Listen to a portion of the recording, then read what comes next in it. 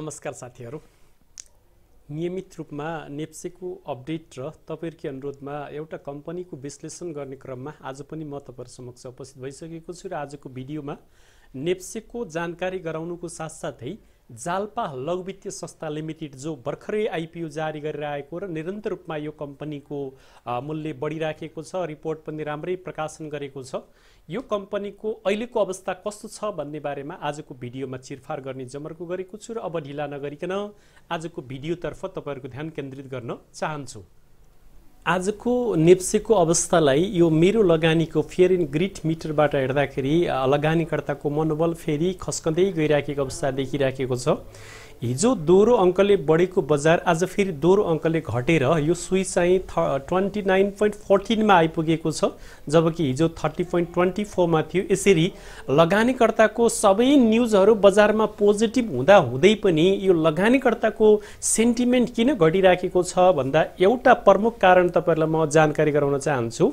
राष्ट्र बैंकको जुन मौद्रिक नीति आयो, जुन निर्देशिका आयो, त्यो निर्देशिकामा जुन 4/12 को नीतिलाई खारेज गरेर एउटा बैंकबाट 12 करोड लिन मिल्ने सुविधा त बनाइदियो, तर 12 करोड भन्दा माथि लोन लिएर जसले चलाइराखेका थिए त्यो शेयर लोन, त्यो लोनलाई आगामी 1 वर्ष भित्रमा अथवा म्याद जुन अगाडि आउँछ त्यो म्याद भित्रमा 12 भन्दा तल झार्नुपर्ने भनेर जुन निर्देशन गरेको छ, त्यसले गर्दा यो भदौसम्ममा त्यो नवीकरण गर्ने अवस्थामा उनीहरूले 12 भन्दा तल झार्नुपर्ने जुन बाध्यता छ, यो बाध्यताले सबै कुराहरू पोजिटिभ हुँदा हुँदै पनि बजारमा सेन्टिमेन्ट बिगारेको जस्तो मलाई लागिराखेको छ।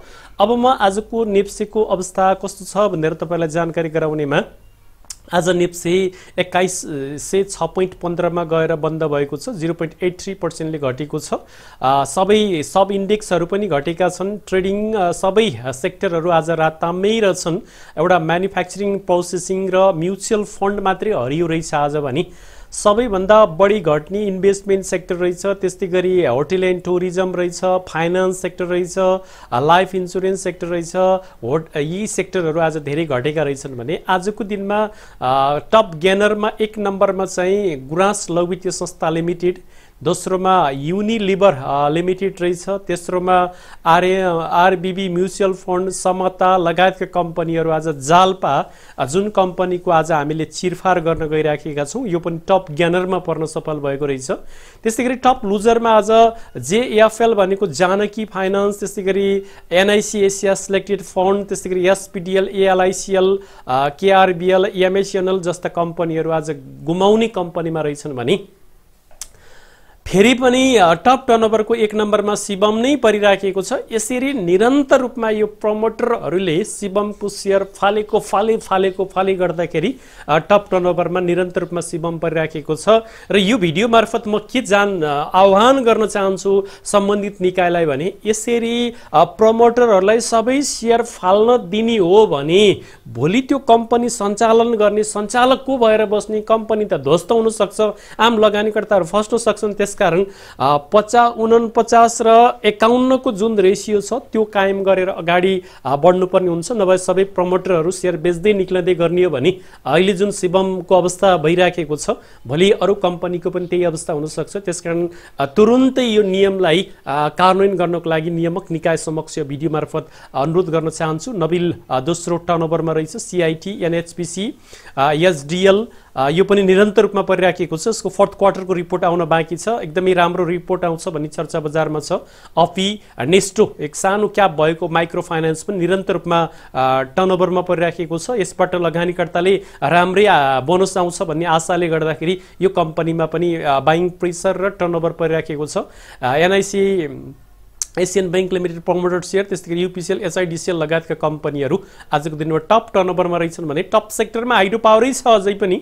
Micro finance, commercial bank, manufacturing, processing, finance, development लगायतका सेक्टरहरू टप सेक्टरमा छन् भन्ने कुराको मैले यहाँबाट जानकारी गराउन चाहे भने ब्रोकर एनालाइसिस गरेर हेर्दाखेरि आजको दिनमा सबैभन्दा बढी टर्नओभरमा 1 नम्बरमा पर्न सफल 58 नम्बर, जसले 21 करोड 69 लाखको किन्दा जम्मा 17 करोड 65 लाखको बेचेको छ। यो बाइ सेल रेसियोमा 1.23 मा परेको छ भने यसको टोटल मार्केट टर्नओभरमा 13.77 यसको हिस्सा रहेछ। 45 को पनि आज 14.48 को किन्दाखेरि 15.30 को बेचेको रहेछ, त्यति धेरै फरक छैन। 28 ले पनि बेचेकै छ, 28 ले 13.41 को किन्दा 14 को बेचेको छ। यो 28 ले निरन्तर रूपमा यो शिवम बेचिराख्दाखेरि यसको सेलिङ आइराखेको छ। 2 दिनसम्म बाइङ आएको थियो, फेरि शिवम बेच्न सुरु गरे जस्तो छ। 34 को पनि आज 11 र 13 को छ, 49 पनि 11 र 12 छ। 17 नम्बर ब्रोकरको चाहिँ आज बाइङ बढी रहेछ, 12.43 को किन्दा 7.39 को बेचेको रहेछ। 1.618 को बाइ सेल रेसियो छ। 57 को पनि सेल बढी रहेछ, 42 को चाहिँ बाई बढी रहेछ, 8.51 को किन्दा 8.25 को बेचेको रहेछ। 44.14 को सेल रहेछ। यसरी आज बाई बढी भएकोमा 1 नम्बर 2 नम्बर 3वटा ब्रोकरहरूको मात्रै बाई बढी रहेछ भने अरू बाँकी ब्रोकरहरूको 7वटा ब्रोकरहरूको सेल बढी रहेछ भन्ने कुराको जानकारी गराउँछु। तर त्यति भिन्नता छैन। र अब विभिन्न टेक्निकल टुल्सबाट हेर्दाखेरि बजारको अवस्था आज बेरिस रेड क्यान्डल बनेर बन्द भएको छ। र यो जुन EMA 50 डेज को जुन लाइन छ त्यो लाइनमा आज सपोर्ट लिएर फर्केर बन्द भएको छ। र यो 20 डेज मुभिङ एभरेजलाई सपोर्ट बनाएर क्लोजिङ दिएको छ। यो मुभिङ एभरेज 2109 मा रहेछ, 2106 मा क्लोज दिएको छ। लगभग यही लाइनलाई आज सपोर्ट बनाएको छ र यो EMA 50 डेजलाई सपोर्ट बनाएर फर्केको अवस्था छ।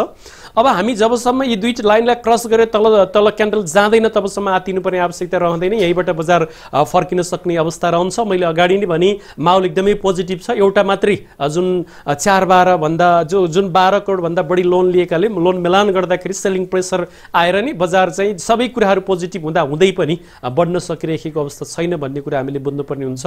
अब भोलिका दिनहरूमा तपाईँले के रणनीति बनाउनु पर्छ भन्दा यी दुईवटा लाइन भन्दा तल गएर बेरिस क्यान्डल फर्मेसन भएर क्लोज दियो भने अलिकति तली जान सक्ने 2080 सम्म आउन सक्ने अवस्था रहन्छ भन्ने कुरा हामीले बुझ्नुपर्ने हुन्छ। र 2080 देखि 2100 मा एकदमै स्ट्रङ सपोर्ट छ। यो कुरा हामीले हिजोकै भिडियोमा मेरो लगानी न्यूज लेटर फोरकास्टिङ गरेको पनि देखाएका थियौं भने अब यता ट्रेन लाइनबाट र क्यान्डलस्टिकबाट हेर्दाखेरि आज बेरिस क्यान्डल बनेको छ र यो क्यान्डल चाहिँ 2100 लाई निरन्तर रूपमा 3वटा क्यान्डलले एउटै लेभलमा टेस्ट गर्दै फर्कँदै गरेको अवस्था छ। यो दिनको बीचमा एउटा ग्रीन क्यान्डल फर्मेसन भएर फेरि आज रेड बेरिस क्यान्डल फर्मेसन भएको छ। यसरी हेर्दाखेरि अबको सपोर्ट भनेको 2100 पहिलो सपोर्ट 1 सपोर्ट 2 भनेको 2080 एकदमै स्ट्रङ सपोर्टको रूपमा हामीले देखिराखेका छौं। र माथि जाने क्रममा यही जुन 2132 आज पनि त्यही गएर टेस्ट गरेर फर्केको छ र हिजो पनि त्यही टेस्ट गरेर फर्केको थियो र यसलाई क्रस गर्नुपर्ने हुन्छ। पहिलो रेसिस्टेन्स यसलाई क्रस गरिसकेपछि यो जुन नियर ट्रेन लाइन छ, अप ट्रेन लाइन, यो ट्रेन लाइन तोड्नुपर्छ र त्यसपछिको रेसिस्टेन्स भनेको 2193 तिर एकदमै 3 दिनसम्म रेसिस्टेन्स लगभग 5 दिन भनौं न 5 दिनसम्मको रेसिस्टेन्टको एरिया छ। यसलाई तोडिसकेपछि मात्रै बजार 2250 मा जाने हो र बजारमा अहिले एकदमै पोजिटिभ माहौल छ। धमाधम कम्पनीहरूले राम्रो रिपोर्ट प्रकाशन गरिराखेका छन्। ब्याजदर को यो तरलताको समस्या हुँदा पनि बैंकहरूले एकदम आकर्षक रिपोर्ट पस्किराखेका छन्। माइक्रोहरूको पनि आकर्षक रिपोर्ट आइराखेको छ। माइक्रोलाई कुनै क्याप छैन, जति पनि बोनस दिनलाई खुला गरिदिएको छ राष्ट्र बैंकले। यो अवस्थामा पनि हामीले डराएर शेयर बेच्नु हुँदैन र बेच्दाखेरि जुन कम्पनी झण्डे मार्छन्, जसले बोनस दिँदैन, हामीलाई थारा गाई छन्, त्यस्तालाई बेचेर राम्रा बोनस दिने कम्पनीतिर शिफ्ट हुँदाखेरि राम्रो हुन्छ भन्ने कुरा पनि म जानकारी गराउन चाहन्छु। तर कुरा अरूका सुन्ने, निर्णय आफै गर्ने हो। यो कुरालाई पनि नबोल्नु होला। शेयर बजार भनेको उच्च जोखिमको क्षेत्र हो, हामीले बार भन्दै आइराखेका छौं। अर्का विभिन्न टुल्सबाट हेर्दाखेरि बलिन्जर बेन्डको मिडल बेन्डमा आएर आज सपोर्ट लिएको छ। मिडल बेन्ड 2107 रहेछ, त्यही लेभलमा 2106.15 मा सपोर्ट लिएर माथि जाँदा 5 डेजलाई रेसिस्टेन्स, तल आउँदा मिडल बेन्डलाई सपोर्ट लिएको अवस्था छ। यसैगरी यो बेलामा पनि त्यही मिडल बेन्डलाई सपोर्ट लिएर फर्केको अवस्था देखिन्छ। हामीले यहीँबाट फर्कला भन्ने आशा गरौँ र यहाँभन्दा तल गयो भने बजारको यात्रा चाहिँ 2080 सम्मको हुन सक्नेछ। पहिलो सपोर्ट भनेको 2100 हो, त्यस पछाडिको 2080 को भनेर हामीले भन्दै आइराखेका छौं। भोल्युम आज पनि एभरेज भोल्युम भन्दा अलिकति तल परेको छ। हिजोको भोल्युम भन्दा बढी भोल्युम परेको छ। आज चाहिँ सेलिङ भोल्युम परेको छ।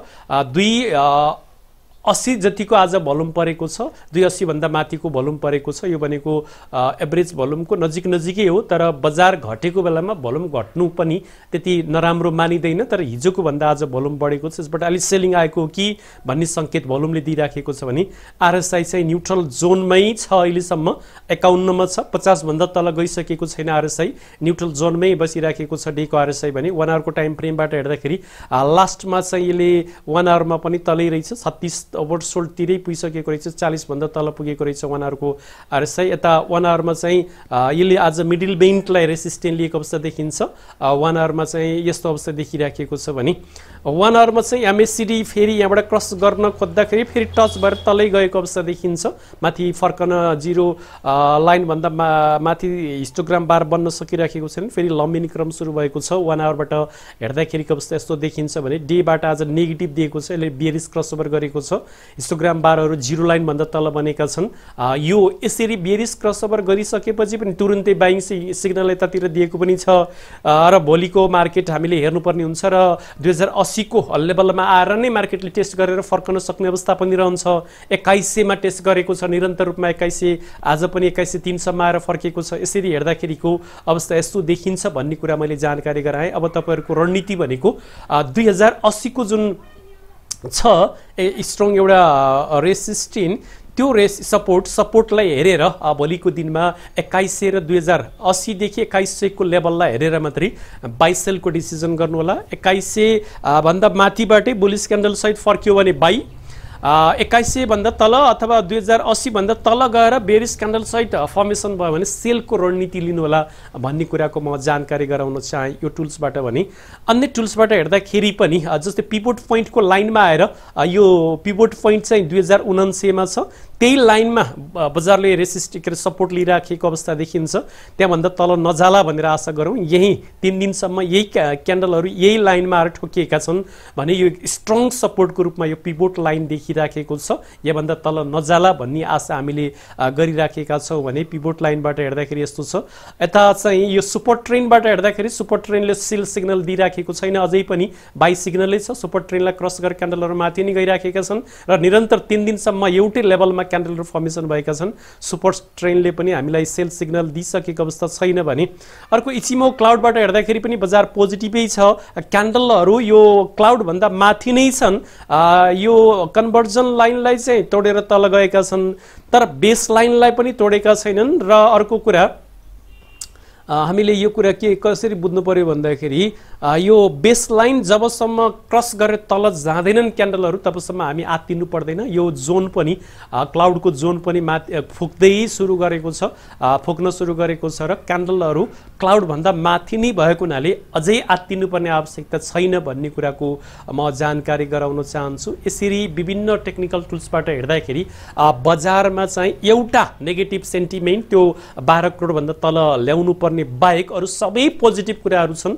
यस्तो अवस्थामा बजार घट्नु भनेको प्रमुख कारण त्यही नै होला जस्तो मलाई लाग्दछ। ब्याज दर पनि नबढ्ने कुरा गरिसकेको छ बैंकर एसोसिएसनले र टेक्निकल टुल्सबाट पनि त्यति नेगेटिभ बजार भइसकेको अवस्था देखिँदैन भन्ने कुराको मैले विभिन्न टुल्सबाट जानकारी गराउन चाहे भने हामीले अघि नाम लिएको एउटा कम्पनी जो भर्खरै आइपीओ जारी गरेर आएको थियो र निरन्तर रूपमा यसले माथि बढिराखेको अवस्थामा यसको अवस्था के छ भनेर हेर्दाखेरि यो फिबोनाचीको चाहिँ रेसिस्टेन्ट लाइन यो पहिलाको हाईबाट यो लोसम्म तानेर हेर्दाखेरि आज चाहिँ यो 1.618 मा गएर ठोकिएको अवस्था देखिन्छ। 3115 मा यसको रेसिस्टेन्ट रहेछ। आज यसको हाई 3131 सम्म पुगेर तल क्लोजिङ चाहिँ 3070 मा दिएको रहेछ, तर बुलिसै क्यान्डल बनेको छ र अब यो यसको लागि पहिलो रेसिस्टेन्ट हुनेछ र यसलाई तोड्न सफल भयो भने यसको यात्रा माथि नै छ। 3797 सम्मको यात्रा हुन सक्छ। यसको रिपोर्ट राम्रो आएको छ। यसले पनि दिन चाहे भने राम्रै 50 भन्दा माथि बोनस दिन सक्ने हैसियत यसको छ। सप्लाई पनि कम छ। यो कारणले नि यो कम्पनी प्रति लगानीकर्ताहरू झुम्बिएको अवस्था देखिराखेको छ भने योबाट हेर्दाखेरि यसको पहिलो रेसिस्टेन्ट भनेको यो 1.618 हुनेछ। यदि तल गयो भने यसको 2693 को सपोर्ट हुनेछ भन्ने कुराको म जानकारी गराउन चाहे भने अर्को एउटा टेक्निकल टुल्स यो सुपर ट्रेनबाट हेर्दाखेरि सुपर ट्रेन पनि एकदमै माथि क्यान्डलहरू सुपर ट्रेन लाइनभन्दा माथि नै बनिराखेका छन्। सुपर ट्रेनको लाइन माथि नै गइराखेको छ। यसबाट पनि यसको अवस्था पोजिटिभै छ भन्ने कुरा म जानकारी गराउन चाहन्छु। भने यता चाहिँ यो इचिमो क्लाउडबाट हेर्दाखेरि इचिमो क्लाउड पनि एकदमै माथि गइराखेको छ, ग्रिन जोनमै छ। कन्भर्जन लाइन माथि नै क्यान्डलहरू फर्मेसन भइराखेका छन्, बेस लाइनसम्म क्यान्डलहरू आएका छैनन्। यसको यात्रा अफ ट्रेनमै छ र अब यो 1.618 लाई क्रस गर्न सफल भयो भने यसको यात्रा चाहिँ 2.618 को 3797 सम्म यसले सजिलै यात्रा तय गर्न सक्छ। बोनस राम्रो गहना गर्यो भने। तर बजारको सेन्टिमेन्ट कस्तो हुन्छ त्यसले पनि यसलाई असर गरिराखेको हुन्छ। जस्तै आज बजार 17 अङ्कले घट्दाखेरि पनि यो चाहिँ पोजिटिभै भएर लगभग कति अङ्कले बढेर त भन्दाखेरि आज 85 अङ्कले बढेर बन्द दिनु भनेको पक्कै पनि यो कम्पनीको पनि राम्रै बोनस आउँदैछ भन्ने कुरा हामीले बुझ्नुपर्छ भन्ने बारेमा जानकारी गराउँदै हाम्रो यो भिडियो हेरिसकेपछि धेरैभन्दा धेरै लाइक बर्साउनु होला, धेरैभन्दा धेरै कमेन्ट गर्नु होला र आगामी दिनमा कुन कम्पनीको चिरफार चाहनुहुन्छ कमेन्टमा उल्लेख गर्नु होला। र यो च्यानलमा तपाईहरु पहिलोचोटि भिजिट गर्दै हुनुहुन्छ, भिजिट गरेर पनि हाम्रो च्यानललाई सब्स्क्राइब गर्न भुलिराख्नु भएको छ भने तल लेखिएको सब्स्क्राइब बटनमा एक क्लिक गर्नु होला भन्दै आजलाई बिदा हुन्छु। हस्त नमस्कार।